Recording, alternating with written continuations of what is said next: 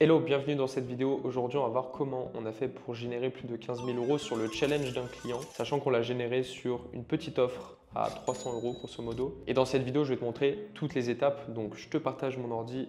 On va de l'autre côté, c'est parti. Ce challenge, il faut savoir que je l'ai fait avec Thomas Gio, qui est un ami entrepreneur avec qui on parle depuis déjà quelques années, mais on n'avait jamais collaboré ensemble.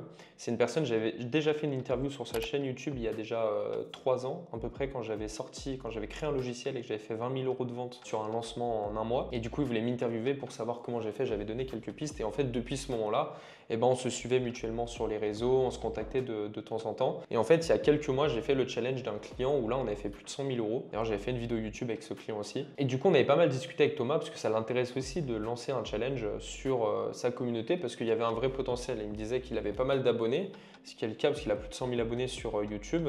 Le seul problème qu'il avait, et ça c'est hyper intéressant, je vais te le partager, ça va sûrement te faire plaisir, c'est qu'il avait une problématique, c'est que sa communauté, ses prospects, sont des personnes qui ont très peu d'argent. Et ça, c'est une problématique que tu retrouves souvent dans la vente. Souvent, on se dit que c'est compliqué parce que les gens n'ont pas d'argent.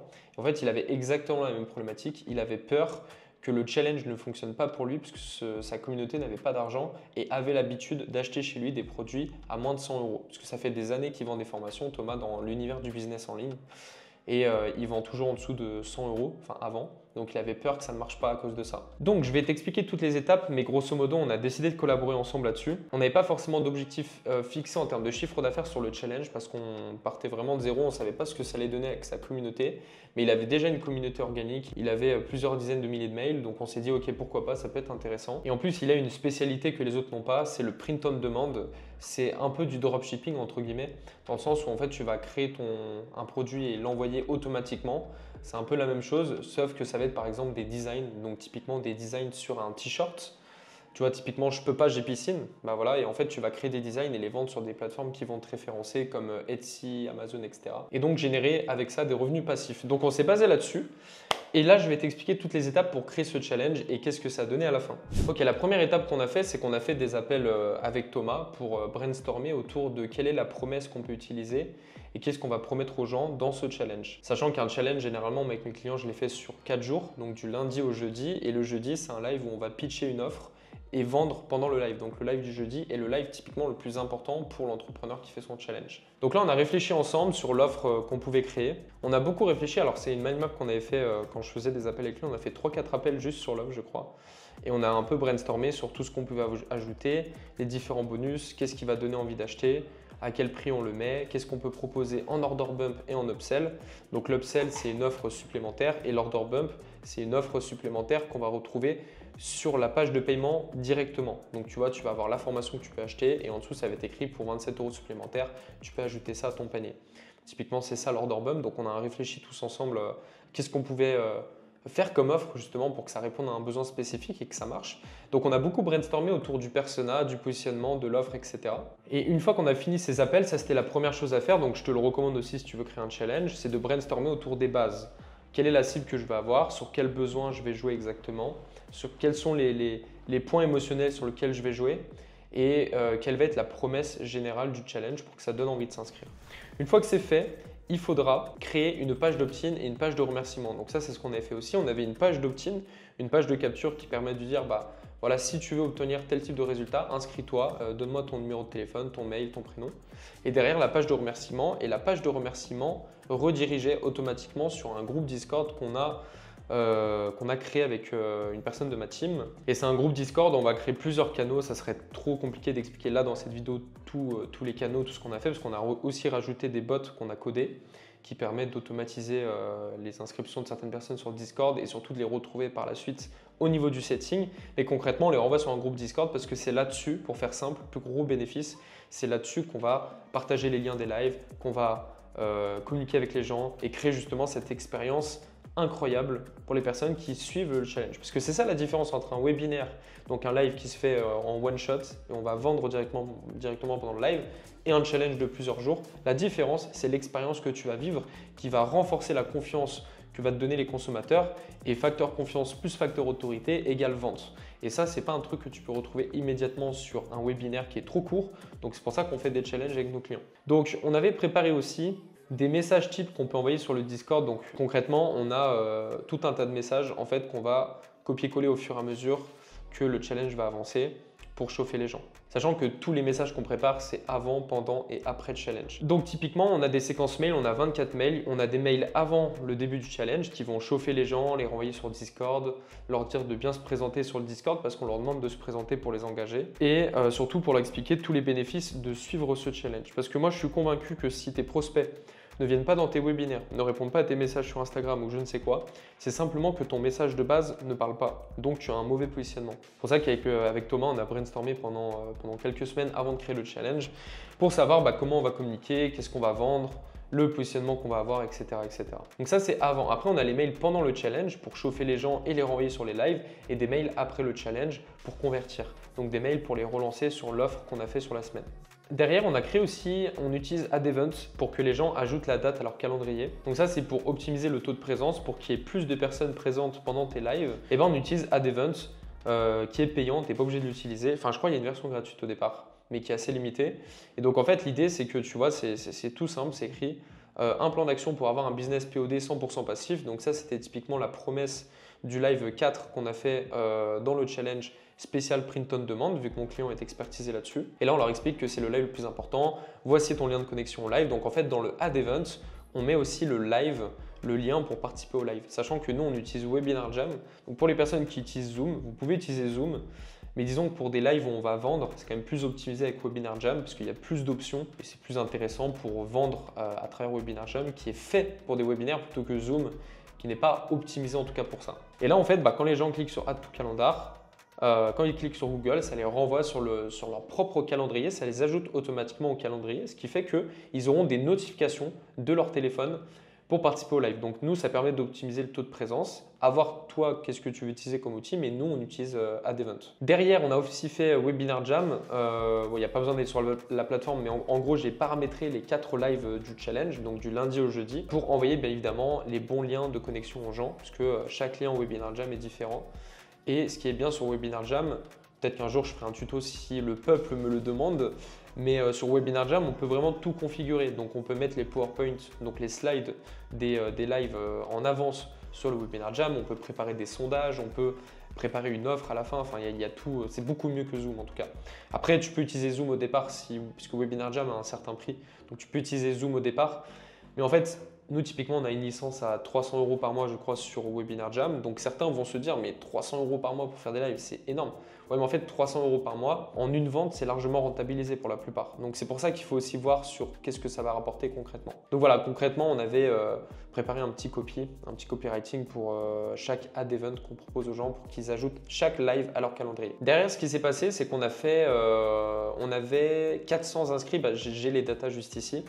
On avait eu 400 inscrits sur le challenge. Donc, on n'avait pas d'objectif précis au départ en termes d'inscrits parce qu'on le fait à travers l'organique et pas la pub. Donc, c'est un peu moins évaluable, on va dire. Et surtout qu'on ne savait pas du tout ce que ça allait donner parce que c'était la première fois qu'on faisait un challenge sur sa communauté.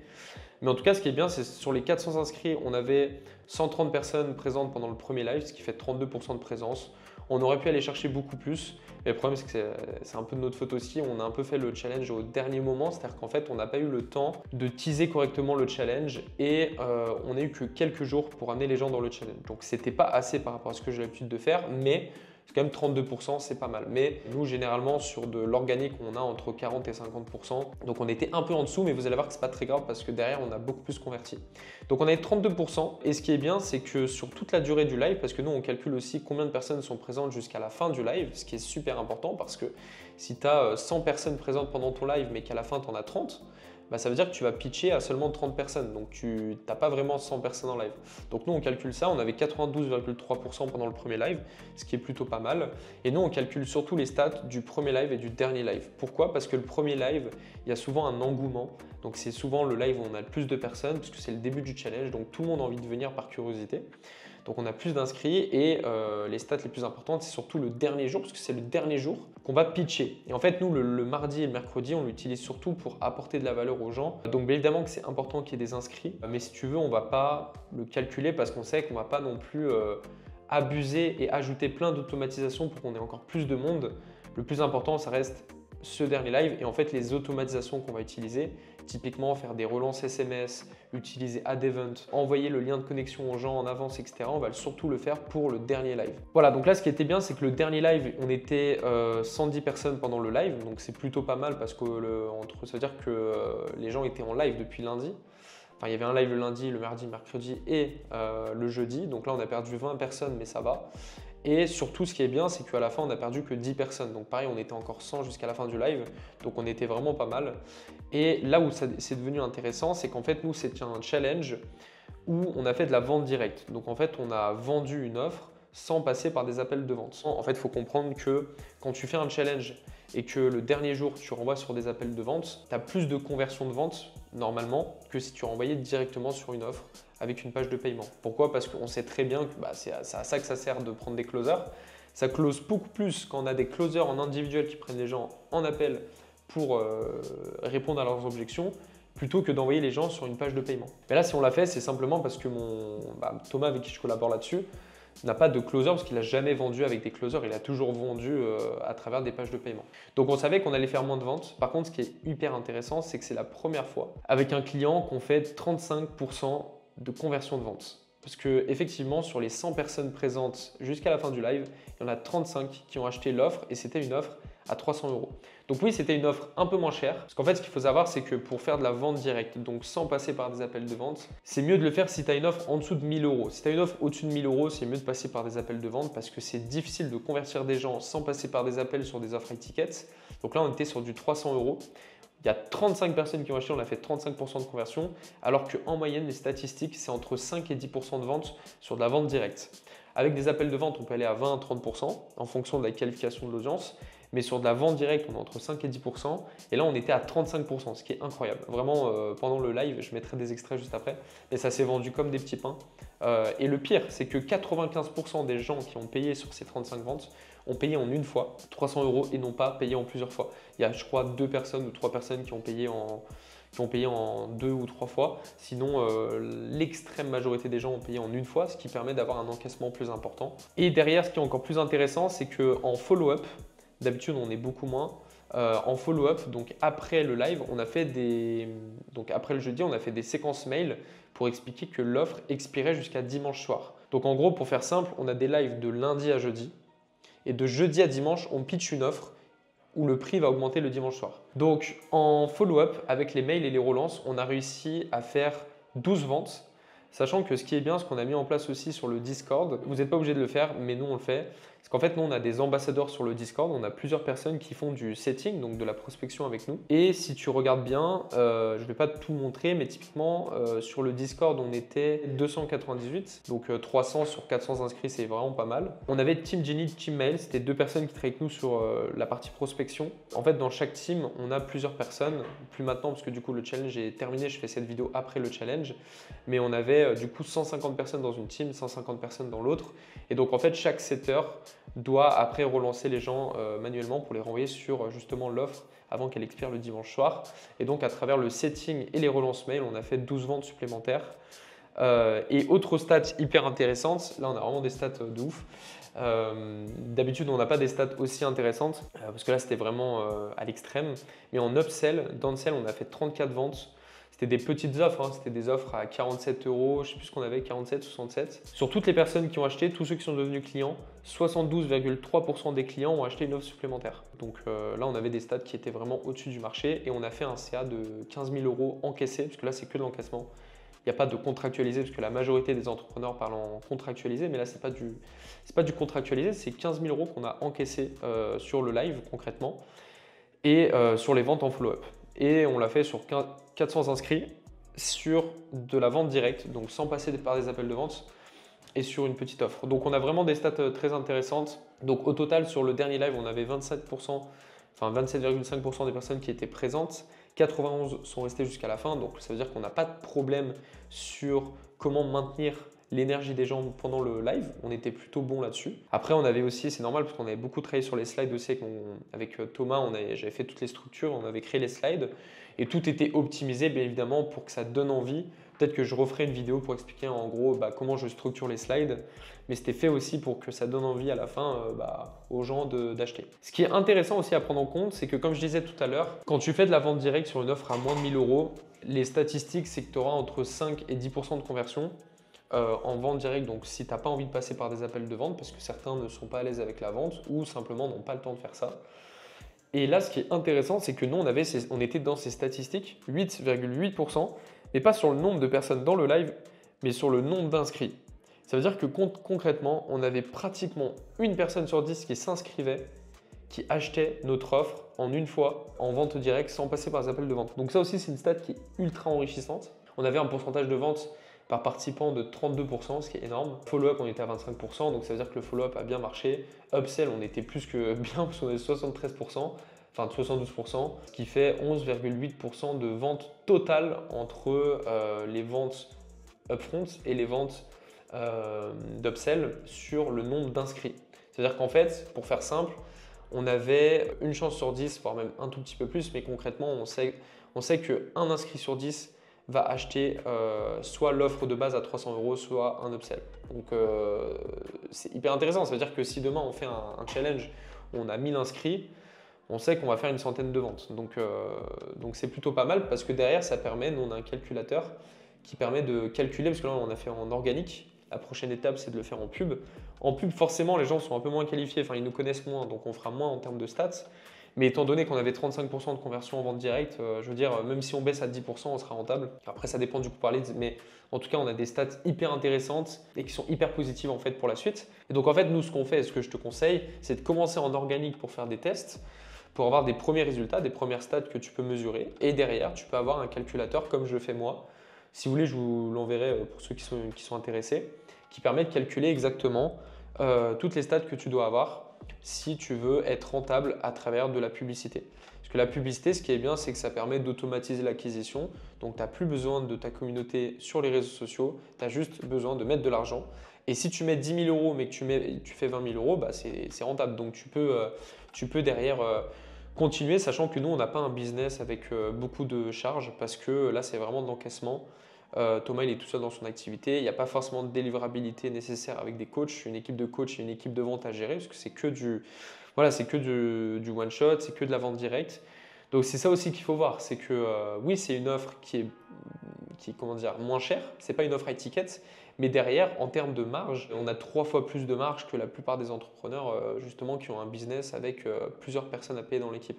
Donc c'est ça aussi qu'il faut voir. Voilà, donc concrètement, pour 400 inscrits et 100 personnes en live, on a fait 15 000 euros de vente nette encaissée sans avoir besoin de faire appel à des closers, sans avoir besoin de faire appel à des coachs. Donc avec une marge à plus de 90%, je pense, parce que derrière, bon, on a utilisé le graphiste pour faire les slides, voilà. Mais ce n'est pas des coûts, enfin voilà, il n'y a pas vraiment de coûts exorbitoires. Donc c'était plutôt intéressant. Pourquoi on fait des challenges et pourquoi tu devrais en faire? Parce qu'en fait aujourd'hui il y a trop de concurrence. Ça veut dire qu'en fait la façon dont tu vas pouvoir apporter de la confiance aux gens, c'est beaucoup plus dur qu'avant. Les gens achètent par la confiance. Si tu veux vendre une offre à 1000 euros, 2000, 3000 euros, peu importe le prix, tu dois apporter de la confiance. À travers un webinaire, c'est de plus en plus compliqué parce que les gens ne peuvent pas te faire confiance en une heure et acheter une offre à 3000 euros.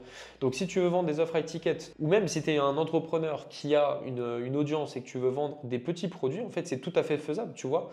Même avec 100 personnes en live, on a fait quand même, je ne sais plus combien ça fait de ventes, mais en tout cas 35 en direct et au total ça fait plus de 70 ventes, c'est énorme, avec 15 000 euros encaissés qui vont dans notre poche. Donc si c'est un système que tu as envie de mettre en place, tu peux cliquer juste en dessous pour réserver un appel offert avec moi. C'est un appel où on verra ensemble de ton business si c'est faisable de faire un challenge. C'est totalement offert, ok, donc tu n'as rien à perdre. C'est simplement pour voir déjà si c'est possible de mettre en place un challenge pour ton business. Et si c'est possible, on verra ensemble comment est-ce que je peux t'aider. Parce que moi, j'ai accompagné plusieurs clients. Au total, j'ai 3 clients qui ont dépassé 100 000 euros par mois avec les challenges. Et j'ai une agence spécialisée dans les challenges avec qui je travaille au quotidien en tant que prestataire, avec d'autres personnes aussi, où on s'occupe de leurs challenges comme on a fait pour Thomas Gio. Donc si c'est quelque chose qui t'intéresse, si tu veux que je t'accompagne à le faire ou si tu veux que je travaille avec toi dans ton business pour le faire avec toi, tu peux cliquer juste en bas, réserver ton appel et comme ça, on verra comment l'implémenter dans ton business. Mais je t'assure que le challenge, c'est la meilleure façon d'augmenter le facteur confiance et autorité qui vont te servir justement à vendre. Sans ces facteurs-là, tu ne peux pas vendre aujourd'hui. Il y a trop de concurrence, il y a trop de personnes qui font la même chose que toi, il y a trop de promesses, il y a trop de programmes en ligne. Malheureusement, si tu ne fais pas la différence, si tu n'apportes pas suffisamment de valeur aux gens, donc à travers notamment un challenge, ça va être compliqué pour toi de vendre. Donc je t'invite à prendre ton appel et on se retrouve très vite. Bye.